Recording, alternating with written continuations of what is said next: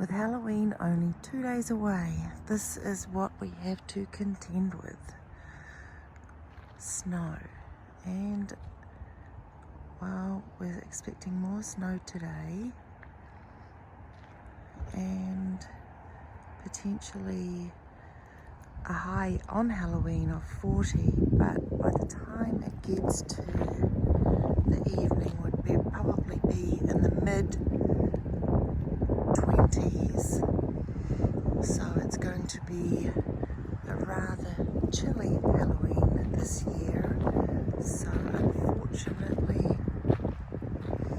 I don't expect the turnout to be that great, especially if this wind keeps up. It is rather chilly with the wind factor increasing, so I do not quite know what the turnout's going to be, but we'll still get all geared up and ready to scare the little kiddies as they arrive.